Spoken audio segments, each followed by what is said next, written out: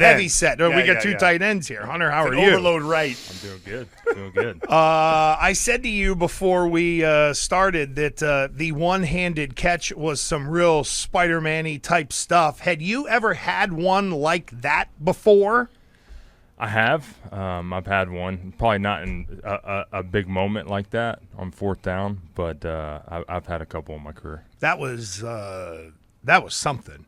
Does that just happen naturally? You mentioned after the game that that's actually a play that you and Mac have kind of run a lot here in camp. Yeah, camp through the years, the past couple of years, it's a good play, and we've done it a bunch. So we were able to execute it, and I kind of got hung up on the linebacker coming over, so I didn't. He probably thought I was getting out of my break a little faster, and threw it out there. Yeah. You were He ran into you. He ran right into you. He did. He really got in the way of the route. So last year, only 2 touchdown receptions from the tight end. So how good did it feel to get back in there the first game of the season? Yeah, it felt good. We needed it in that moment, especially. It was we were kind of struggling and just reeling for some energy, reeling for something good to happen, and we definitely needed that. Gave us a little spark. Yeah, and then obviously from us watching, we were watching like the first 4 days of non-padded practices, and all you guys were doing was red zone, goal line, high red zone, and obviously that was a point of emphasis. And it's paying off because Bourne got involved. He had that 2-point conversion that got called back. That really should have been nullified penalties. But that obviously point of emphasis, and you guys got to be happy about that. Yeah, we were able to execute in the red zone early. I think we need to be better late in the game.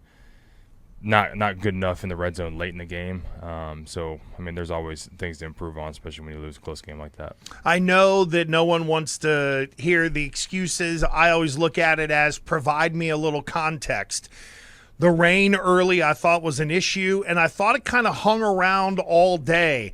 I know that Bourne had a drop. You had one that kind of hit you in the breadbasket. How much did sort of the moisture and just the feel in the atmosphere kind of affect the game as you guys went on? It felt like it was a problem even though it wasn't dumping rain in the second half. Yeah, it was just those conditions are tough to play in, tough to throw the ball effectively, and you kind of just have to grind it out though.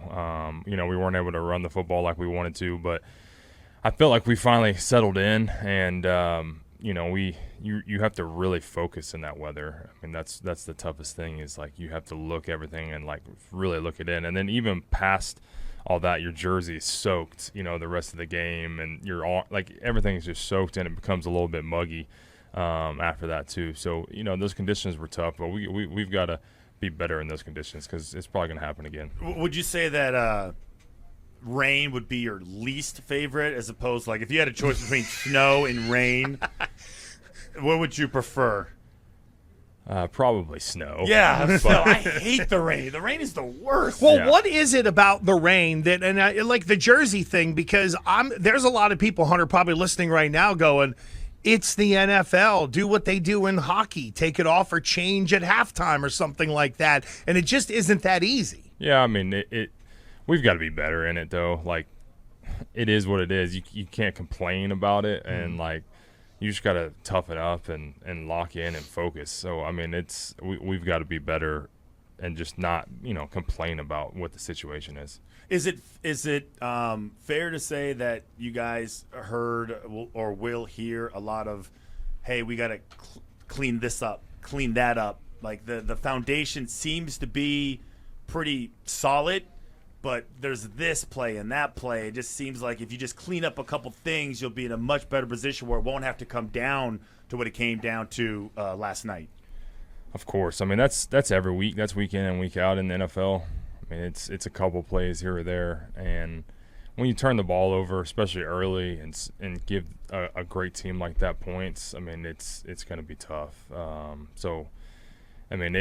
We put ourselves behind the 8 ball from the beginning, and we were just kind of climbing to try to get back and playing from behind for too long. And it's tough to do against a good team. Hunter Henry with Gresh and Fourier here on Patriots Monday. We are at Gillette Stadium, so if you're watching on Twitch, you understand why there is no video because we're inside Gillette. What was sort of the feeling after the first quarter? To a lot of people on the outside, it was, oh boy, they picked up where they left off. And then second, third, and fourth quarter, boy, it really kicked in. O-line started protecting. Everybody ended up getting into rhythm. But was there a moment there after the first quarter on the sideline where it was, I don't know, a lot of people talking? Was it silent? Everybody looking around? Take us back to that point. Yeah, I mean, it was we just had to toughen up, man, and just keep fighting through it, keep going. And I think it was just like, look, I mean, it hasn't gone the way we want it to go, and but you just take it play by play by play by play, and I think that's the mentality that we had, and we were able to do that and execute each play, and kind of strung some drives together to kind of put us in position going into halftime. So we're talking to Hunter Henry, and you probably didn't hear the post-game press conference with Mac Jones, but we were just talking about how hard he was on himself. Is he too hard on himself when it comes to how the game ended? He's really taken the brunt of everything. He should have done this. He should have done that. He wasn't good enough here. He wasn't good enough there. I had two chances to win it in the end. Like, that one really stood out. So is that just what a quarterback's supposed to do, or does he need to? That's why I love Mac, man. Like, he's the ultimate competitor, and he wants the ball in his hands, and we weren't able to execute. And I think that's all of us. I mean, we've all got to be better. Like, I got to be better. I dropped the ball in the critical situation. Maybe run better routes, block a little better. I mean, whatever it is. I mean, I think it's all of us. I mean, that's the competitor in us, just especially when we lose a game that close and we have the opportunity to win it. Would it be weird? Would it be weird if somebody, just quarterback, came up and said, you know what? This guy really screwed this route up, and that guy really should have done that. Like, is there any point in time in your head where you're like, wow, if one of these quarterbacks was real honest, and let's all share the blame collectively, would that freak you out? It was like, Hunter Henry didn't even do this. Why are you guys yelling at me? Yeah, that'd probably be a little different. Well, I know that Mac was not only hard on himself, but there was the execution in the second quarter, and then there's like the stop down of halftime, and then coming back out in the second half, and it felt like it took a little bit to kind of get that momentum going again, just in terms of the ebb and the flow of the game. I thought you guys did bounce back. You showed some gumption. You showed some things that at times maybe you just couldn't show last year. Overall, from that end, was there some validation there of this is going to be a different offensive season? Yeah, I mean, it was we were resilient, I will say that. In a lot of ways, we were tough. I mean, we could have just packed it in. I mean, turning the ball over back-to-back plays, being down 16-0 pretty fast too against a good football team. And we didn't. Our defense played their butts off yesterday too. They really helped us. They gave us a spark. Our special teams, I felt like, played well too, giving us good field position.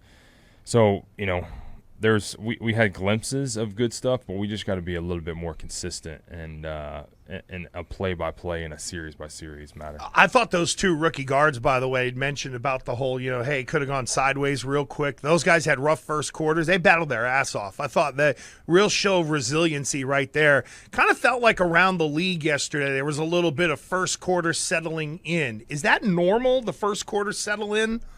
It can be. I mean, that season opener is there's always the jitters, the anxiousness a little bit, and kind of getting in the flow of the game a little bit. I mean, we need to be a little bit better doing that, so hopefully we can do that going forward. Can you share at all what the message was from Bill at halftime?